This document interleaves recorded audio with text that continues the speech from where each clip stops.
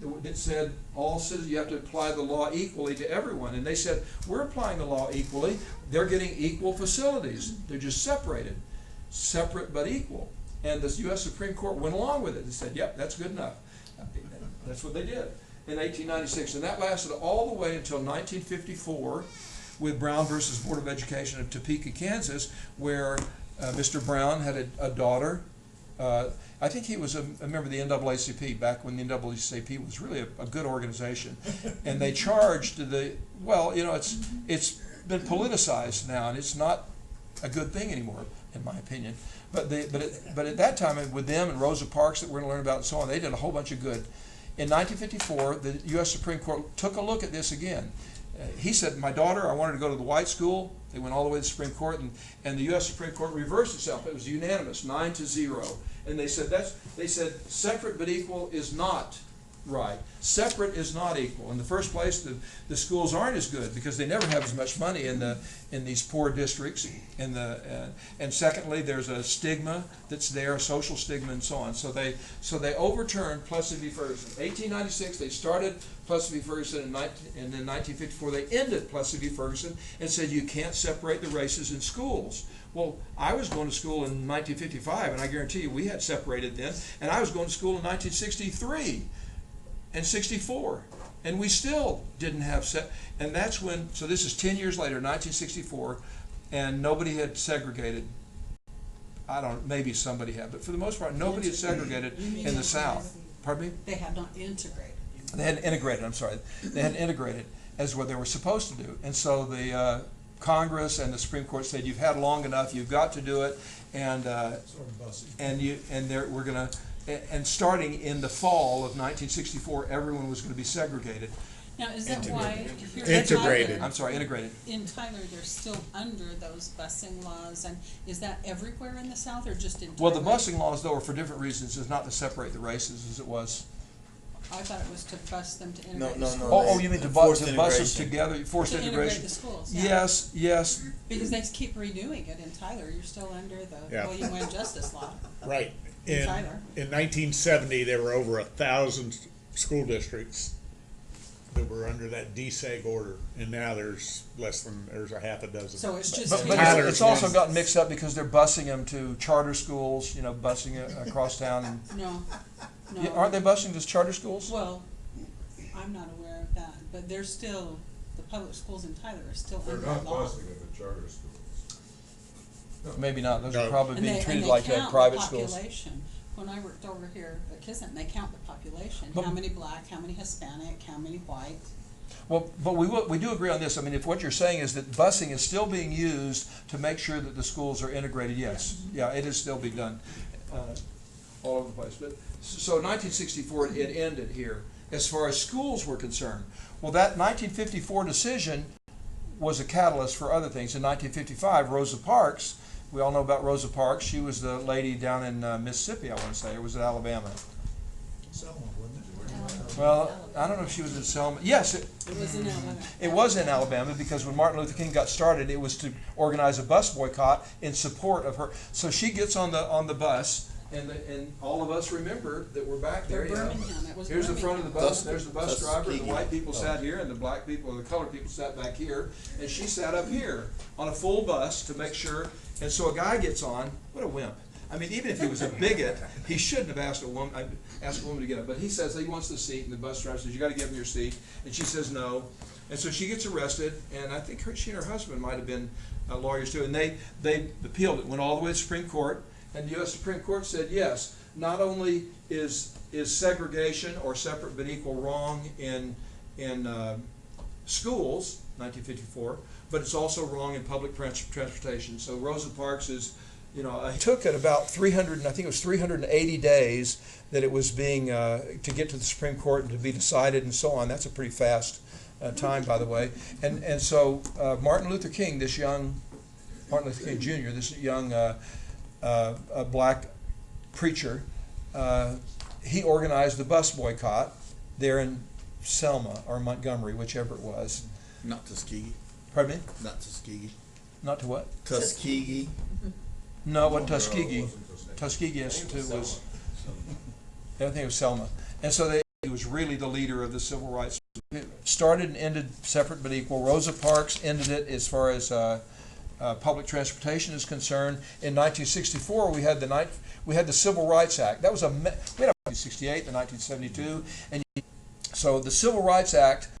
And this, if you've ever watched the document about trying to register, but they were still having problems because we still had, in 1965, Congress passed specific for Jim Crow, Martin Luther King, Montgomery, but mine was one they called Bloody Sunday. They were going to be coming, and George Wallace, the governor of coming across the bridge, we're going to have our Martin Luther King Jr., by the way, chose not to march. You know, a bunch of them got beat up with it. All of us were watching TV. I mean, for you, and you know, everyone was watching TV back then. I think more so even than we do. Watching the news, you know, and every day in 1965, the attention of people, and the 1968 Civil Rights Act had some discrimination on the basis of sex in sports. Yes, in sports. Women. Because women wanted to. But I was going to say, look, how much money do the women bring in? I have 7 daughters, and Really every bad. one of my and some of my sons. So I got some more. That yes, it was right. Oh, I skipped Alice Paul. Did I skip Alice Paul? Yes. Yep. Let's get to Alice Paul. But now, isn't Title of the sex change? Bathrooms and so on. By the way, we are going to talk about transgender bathrooms because of the Target thing that happened here 2 days ago. But maybe so. Title IX could certainly. Because at schools now, they can't separate locker We need rooms, to showers, and integrate the bathrooms. Okay, let's do women's suffrage first. Why in America, all men are created equal, and we take that to mean all mankind, including women. Why is it here in America did we not let women, when Abigail, They're anybody, too emotional. pardon me? They're too emotional. You said that. I didn't say that. And you're real gutsy when your wife's not here. I have no comment. When you know the story, you know the love affair between John Adams and Abigail Adams. Anyone's ever read about that? Everyone knows that Abigail Adams was every bit John Adams equal. She was a great woman. Well, and so Abigail Adams said to John one time, he's going to some political meeting, he says, "Don't forget the women," but they forgot the women. Why did they do that? Well, part of it was a cultural deal, and part of it was supposedly protection of women and so on. And I don't have enough knowledge about it to know that, but it was a cultural deal. And all I know is that women did not have the right to vote in 1776 or 1787. They didn't have the right to vote in 1865 when freed male slaves had the right to vote. And they didn't have it. And during that time, I put some other names on here. It's Elizabeth Cady Stanton, Susan B. Anthony got her own dollar, right, and Lucy Stone. They started, one or two of them started the National Women's Rights Association, and the other one did the American Women's Rights Association in 1840. There was a slavery convention, and they said, why shouldn't women have some kind of a rights association? But nothing happened all through the 1800s until 1919, when one of my heroes, Alice Paul, came along, and no relation to Ron Paul at all, apparently. But Alice Paul was a young socialite. I believe she was 19 years old, relatively nice looking and so on. But she was a real PR person. She'd run a magazine. She knew how to. She had her national women's suffrage to support. You're going to get politicians to vote in favor of people, and so on. And so they would do it. They went to President Wilson. He wouldn't do it. Had a war that was getting over, and so she said, okay, so they chained themselves to the White House. She and her sister suffragettes chained themselves to the White House fence and threw away the key and got themselves thrown in jail. And it was set up so that when they were in jail, I don't know that they set up the torturing and so on. Good pictures of her and her jail cell up. They went on a hunger strike so that this could be done. Drink into their, broke some teeth and so on. And these pictures got out to the media, and there was a big national scandal and put tremendous pressure on Woodrow Wilson, who wouldn't support the 19th Amendment, right? So Woodrow Wilson goes down to support the 19th Amendment, passes it here in America nationally. Did Wyoming and Utah, they passed the vote? Wyoming- Other states, was that prior to all that? Yes, there were some states that did it, and Wyoming was one. Utah. I used to own a rental house in American Fork, Utah, and it was the childhood home of Reva Beck Bissoni, who was the first woman congressman. But I think it may have been Wyoming or another state who Wyoming first was allowed first. women to vote. And then Yeah. Utah followed after, but because a lot of Utah women went back and petitioned the president and petitioned everybody. but they didn't They have just did it by state. the oomph that Alice Paul did to get it to get. Anyway, so They it were happened finally respectful. in 1920. Okay, so that was discrimination on the basis of sex. But you know, Alice Paul was still around in 1970, in the 70s, when the Equal Rights Amendment, the ERA, was proposed. The Equal Rights Amendment, which did not pass in the 70s, said that in America there will be no discrimination on the basis of sex. That sounded pretty good. So why didn't it pass? To pass a constitutional amendment, you got to have 3/4 of the states to ratify it, right? 3/4 of the states, and so we had all 50. We did. So you had to have 37 years for the constitutional amendment in states, including Texas. Along came my third. I don't know who America. And the Equal Rights Amendment would not be good for women because we discriminate on the basis of sex in favor of women in a number of different ways. One is the draft. Other countries do too, but sisters fighting front and so on and having problems with But now, prisoners of isn't there war. legislation now, isn't there laws that's changed and women are called into combat? No, It's just, I thought it's just been. they going can on this last- volunteer. They are bringing more who are getting in the last 10 years, yes. Administration in particular, as far as some draft women, we don't force them to go on the front lines and so on. Generally speaking, I can't say to what extent, but that we do not allow under which They're truck drivers, they're. medics and support clerks, they've always been, She was driving a truck, she and another girl, and they got. and they got caught and they're enemy, they're prisoners of war, and then you got some problems. But generally speaking, we still don't have women on the front lines. We do, and that's why, and you can see it on, and there's just. Yep, it's just to say that if you actually see women that say that the husband, or to his firstborn son or something, but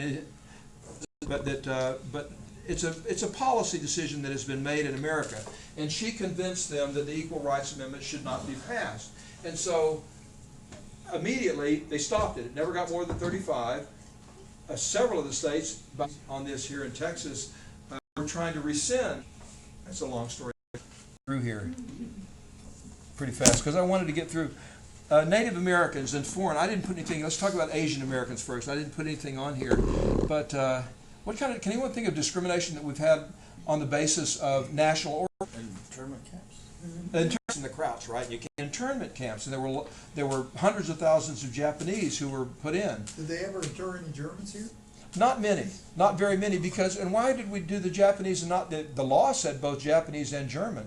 They had a Because bunch of it's easier to- German, but they were spread out It's around easier the to country. pick 'em Fort up. Leavenworth was a big one. Yes. I lived up south of the big prison camp. Yeah, and they had a genealogy. My parents were both half German. So Dad was in World War II. He could have been volunteered, or maybe got turned in by someone. But there was very few Germans in internment camps. Yes, Greg. My dad was in the FBI. Steinkuhler. Yes. That's a German. And during in Phoenix, they found when somebody broke into the safe in Hitler Germany and found the list of Nazi spies and brought it back to the United States, and they found one of the spies in Phoenix, and my dad told me that they broke into his place very quietly, got his address book and got all the names out of it, and they followed him for 2 weeks and wrote down the name of everybody he talked to or had lunch or dinner with, and then at the end of 2 weeks they moved in and arrested everybody. So this isn't specifically an internment camp, but you could say it's nothing different than they told everybody but the Nazi spy they were free to go as soon as the war was over. Okay, so And that's Yeah. the FBI who did that. the enforcement of it and how it went, I don't know enough of the history. We just know there's a whole lot more Japanese. Years later, the families of those, ironically enough, learned the income in the United States, China and Japan and so on, and maybe part of it's because of the culture and so on. But anyway, those are the facts. Another national. Can anyone think of any other national? We're talking national origin here, not where there was tremendous persecution here in the United States. Blacks. Well, the blacks, but race. but that's really race because they're and then their national origin. It wasn't because of their national origin. Background. We are required by federal law to ethnicity and identify arguments Is that that's not- made, let me just You don't think? cut to the chase with the Japanese internment. No. It's nothing like where, Italians and the Irish? yeah, the Irish need not apply, right? And it's just above